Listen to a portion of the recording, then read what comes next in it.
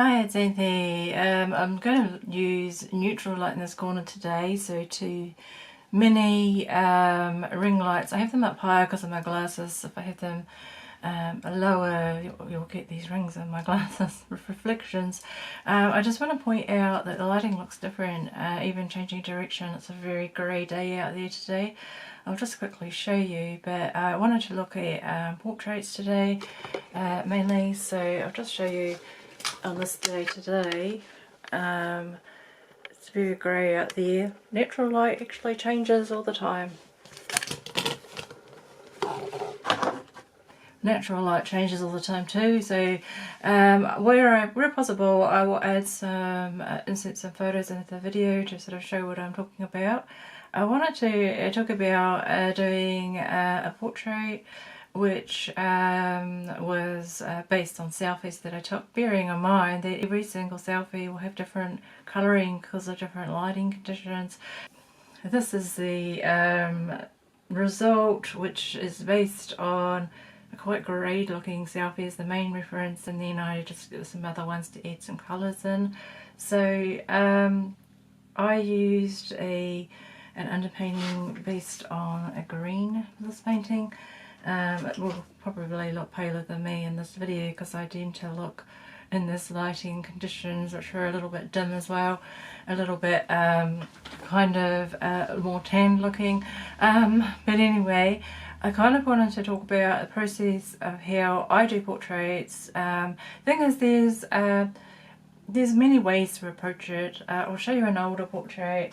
I did this one some years ago of my son. He's in his 20s now, but this was from a photo of when he was little. So it would have used some different techniques. Yeah, so that was about a decade ago. I like to do a portrait now and again just to challenge my sense of perspective, and also because the colours can be quite complex. So basically, when I do portraits, I prefer to use an underpainting. The main reason is just so it's kind of easier to strip away looking at the colours, which can change in different lighting anyway, and kind of just look more at the values, look at the darks and the lights. It just simplifies it a lot. And also going with neutrals, you're sort of figuring out the composition. This is kind of this was just swatching into my art journal. These greys, it was very, very grey, and compared to me it's still very grey. If I wanted to look more like my skin tone, I'm going to have to add a lot more colour into there and glazing, so over the top. Some people I see do different approach. They will just straight in paint with thick paint and quite dark it looks at first against white paper or canvas. Others will, I saw one very interesting one where just blob a couple of very messy blobs where the eye sockets go, and very dark, a swipe for where the mouth goes, and it looked really messy, but gradually they would refine to the details. In general, I do leave the details to the end, but I think that it's easier to fix, you know, if the where the nose is proportional to the eyes, etc. So I want to talk today just about some tips for painting portraits, which can apply to any painting really, and also when I'm picking choosing my palette. I like to use a custom palette for each painting that I do, try and look for colours in there. So I haven't got any notes, so I'm just going to try and say a few things that hopefully will be helpful off the top of my head. So first of all, choosing a suitable photo. The photo that I chose wasn't fantastic, but it did show in the particular light, was actually just from my room, which is usually cool light, that my eyes, which won't show very well in this lighting necessarily, but it might if I go this way, that my eyes are actually not as dark as they first appear. And I actually painted the eyes, they are muted greys, greeny greys in their painting. I painted them from a close-up of my eye in the same kind of lighting. So I've called this painting Scars Fade because I gave her a scar like I have here from skin cancer surgery, and also I just thought of a metaphor that we all carry scars. whether physical or psychological or whatever. And yeah, she probably looks a little bit younger than me, but you know, just kind of, it's just a process. But anyway, I did it mainly as a colour study, choosing a suitable photo. Phone photos can be fine, although I do notice with my phone camera that it does tend to I have a bias going towards cyan. So cyan is like a greeny kind of blue. This kind of blue here, phthalo blue they call it. Cyan they tend to call the lighter colour, so greenish blue. It does pull to that whenever it sees, so therefore it's saturated in blue skies. I think it's just the way it's programmed.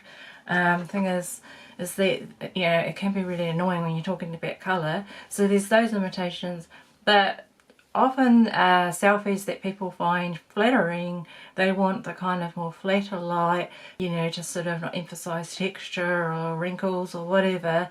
That is not necessarily going to be great for painting with.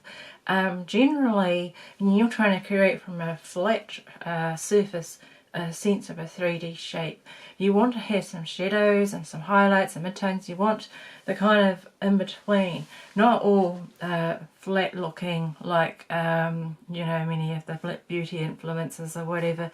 They want to kind of make everything look flat, to kind of, and then with the filters and everything, and then they're kind of trying to add some dimension in with the makeup. Makeup that I'm wearing today, incidentally, is very minimal. I've just got a tiny bit of mauve eyeshadow, and not the pure mauve, like some people are arguing about the colour mauve at the moment.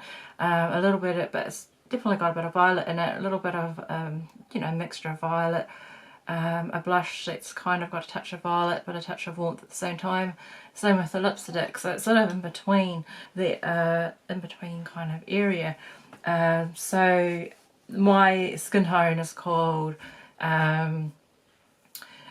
or my colouring is considered to be warm leaning neutral by colour analysis, but then even that I take with a grain of salt because there's so many people get inconsistent results. Anyway, coming back to this, so choosing the photo, kind of want some lighting coming from the side, or even, you know, so it's not completely front on, but it's flat. It's very hard to work with. So I want to have the sense of, in this particular picture, the reference that I used, the colours weren't great, but because they were quite greyed, which made my hair look grey, everything looked grey, but the lighting was mainly coming from this direction. You need to have, I think, to be able to successfully create a sense of form, have light coming from a direction somewhere that isn't front on and flat. That goes the same if you're painting trees or anything. So choosing a couple of selfies, some of the prep work that I did, because I can't be bothered drawing out, I didn't actually draw that to start with. What I did is I have Photoshop elements, and I put my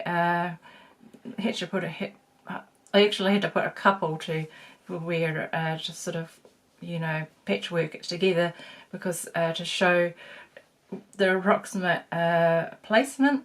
Then what I did is I used a grid. It's not absolutely essential, but I think when sometimes you're working in between, you know, where you want to place things, I put a grid about every 5 centimeters or approximately 2 inches. So not a really tight grid. Some people, you know, grid very tightly and draw it out. I did not draw it. What I did is I sketched with the paintbrush using diluted paint in greys. So when you just apply the washes, it's just a general, so put the faintest grid on over the top, so that, but you don't have to work with one. You can actually just think, oh yeah, you've got a circle, you could sketch a circle, sketch a eye, sketch a nose, sketch a mouth. You could work lots of different ways and then look at, you know, various angles and things. But I felt that, you know, trying to get the proportions a bit better, you know, just using a very faint grid which just gets painted over. I don't use pencil with the acrylics because it will, I've been told that it will show through. If I do want to use a pencil for something more precise, I use like a watercolour pencil which will just sort of wash away mostly. So with it, what I did then is I just took a bit of time, actually most of the time, working on the underpainting, and you can adjust things. So if I ever needed to adjust anything that was too dark, you need to add a bit of white back in for coverage again. So basically I was looking not for an outline as such, but more areas of shadows. And it might look a bit wonky at first because, you know, trying to work things out, especially because I didn't draw first. But I'll try and show you some of the progress pictures along the way. But the colour that I was interested in, and I was a little bit disappointed with the outcome, I had bought this terre verte from Golden. So I mainly use Atelier Interactive, and also has some Golden as well. The Golden does dry a little faster, but then when I've experimented with the open, I find it's too slow. So kind of acrylics do dry fast, so instead of spending ages blending, you're sort of stacking layers. So I was interested in this this greyish green, which is a mixture of basically a chromium green, a brown, a black, a yellow ochre, and a just trying to think. We've got here, I wrote it down, chromium oxide green. We've got a synthetic yellow iron oxide, which is sort of like your yellow ochre. We've got a phthalo green yellow shade. So yeah, we've got a brown, a black. So that's what it's like straight out of the tube. That's diluted, that's mixed with white, mixed with black. So I was obviously interested in somewhere between there, but I found that it was basically too weak to you know, put down some of those darker shadow areas. So what I ended up using was some ultramarine blue as a recommended one for shadows, but then it can look a bit too blue if you don't tone it down. So you just use so the ultramarine blue there. So I didn't use it that bright. What I've done is mixed it to knock it right back to a grey with one of the umbers, and in this case I used raw umber. So I'll just show you this one. So using the earthy pigments, so I'll show you the difference with the raw umbers there, which I use later in the hair. So the raw umber dilates down to that kind of a brown. That one there looks a little more reddish. So the idea was to use, you know, you can read about it, whatever, but using the cooler kind of colours, more shadowy kind of colours, and darker kind of colours on the initial layers, and then put the warmer colours like the yellows and the reds on top. So that's the idea. So painted basically pretty much monochrome, but to distinguish slightly, you would shift it slightly more blue or brownish or greenish or whatever. That's the diluted green. Then what I did is I really wanted to explore this idea of the green, so I put a glaze of green all over the skin tone areas. Now, not all terre vertes will be the same. I've got two in my collection. So this one here was the very greyish, slightly warmer compared to this one here, which is comprised of phthalo blue green shade and a brown. So it is kind of a way to it might work for some paintings, but I thought that when I looked up, it's more like that. But then some use quite a bright kind of green, so you know, who knows. When I have painted portraits in the past, I've tended to go more for in the blue range, and they've turned out quite well. And then add skin tone kind of colours. So this is just swatches of various colours. So had some sort of yellows and things. But I was just looking kind of flat at first, and I was thinking, oh, do I need some more yellow? Because the thing is, my skin tone and often looks quite yellowish. So, but when I kind of analysed, and I even like looked at some other reference photos and sampled them digitally and stuff, and I'm thinking it comes out kind of a muted red, and or muted warm red. So the colours that are often recommended for painting portraits are a red and a traditional palette of a red, a blue and a yellow. Now, not necessarily the bright versions. So ultramarine blue does tend to, when you mix it, create more muted olivey kind of green. But also the yellow that's used is recommended instead of using a really bright primary kind of yellow. So instead of using a very bright kind of primary sort of yellow, and I've mixed that there with the ultramarine blue for interest's sake, and that's with black out of interest's sake, recommending generally to use more of an earthy kind of yellow. This is yellow ochre, and then mixed with white that's glazed with water. So the other colour which is generally recommended for portraits, if you've got a warmer skin tone rather than a cooler skin tone, is cadmium red light scarlet, just like that. So it's almost like an orangey kind of, so obviously you're not going to go that bright with this painting at all, but I have used, you can see when we glaze it with water, some of the glazes are around the background, and also I've added some to the cheeks. My cheeks don't usually have much flush colour unless I've been out in the cold and go indoors, and then they can look kind of warm kind of colour.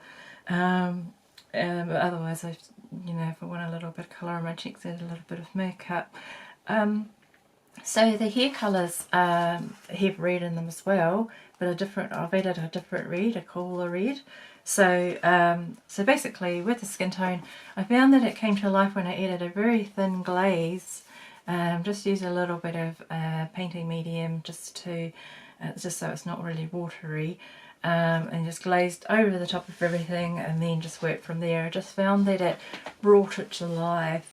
And then with the hair, I was just looking at different swatches that I've done and chose basically one of the main colours is I've got the cadmium red here, because your hair, darker hair actually does have red pigment in it, as well as the black or brown pigment as well.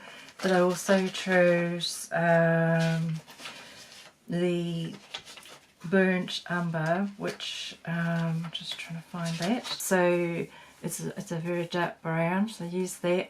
And I also used a touch of a violet called, pulled out a few options, but I ended up using a touch of the Mars Violet, which I think I mix with black. Some people say I don't use black or whatever. I think that black can be a difficult pigment to use when you're mixing it, but that original terre verte that I used in the underpainting actually had black in it already. It's like a muted green. I brought the terre verte down for the shirt. You can see how these tops are completely different colours. So this one's like a muted warmer green. This is more like a turquoise. So it's kind of just sort of reflecting the colours that I wanted to pull out in the eyes. Also the background, generally I just use leftover paint from what I've been working on. So there's probably at least three different layers of glazes over there. Now for the white, what I found useful, instead of using much titanium white, which can look quite chalky, is I use a new one which has become a favourite.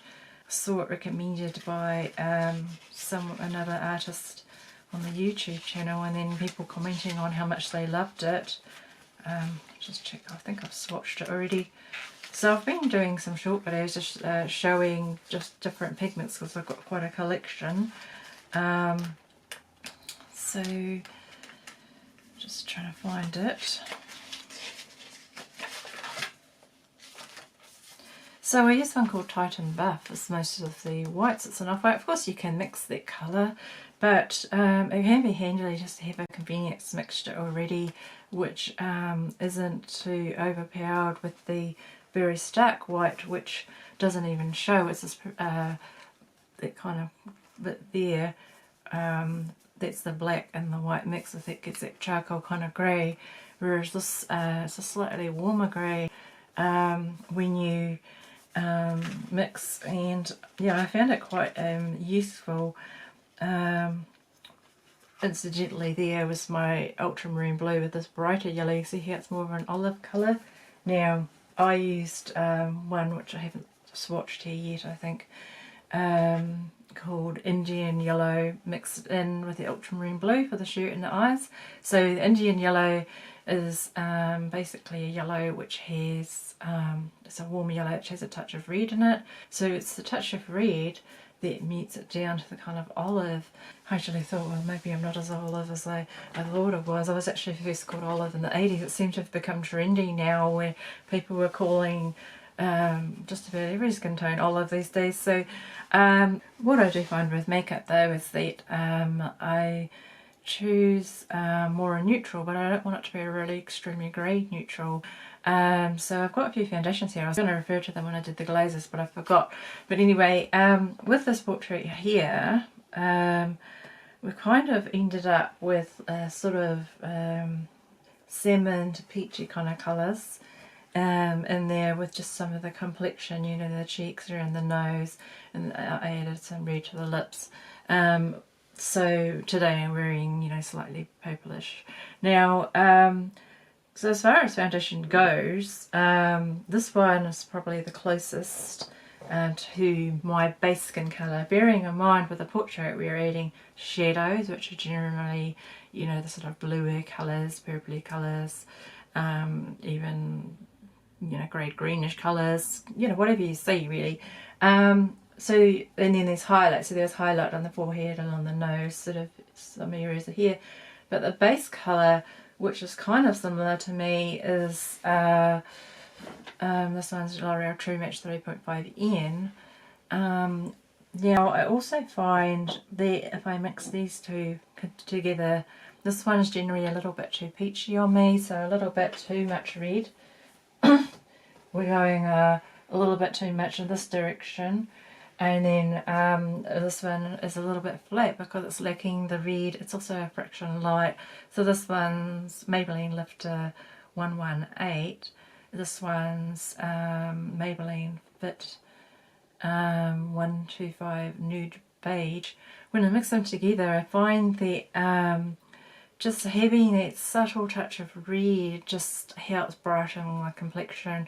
When there seems to be a trend with this olive trend online with the makeup influencers that just stick green in anything.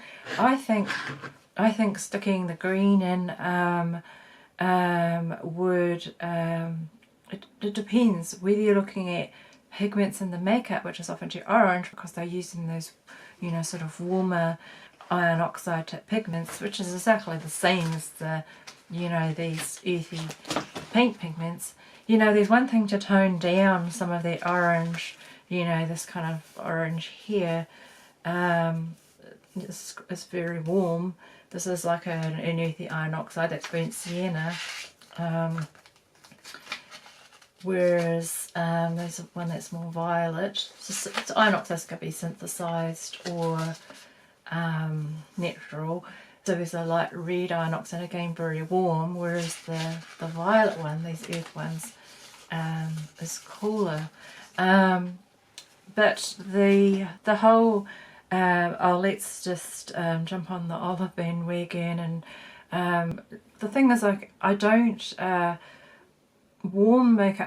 warm foundations are usually way too orange on me, so therefore coming back into the neutral, the ones labelled cool are often too pink. So it's kind of it's a bit of both, and so doing this painting exercise is quite interesting. So the last time I painted a portrait, I painted because sometimes I can have a very tanned appearance, probably went for the more tanned look with probably I don't remember now because I didn't keep records, but I probably did use, like some people portraits recommend using the burnt siennas, but you know, it can be probably a bit warm, so it depends. You'll get so many different recommendations, but I think that an easier way to approach it is to do a pretty much monochrome wash type underpainting.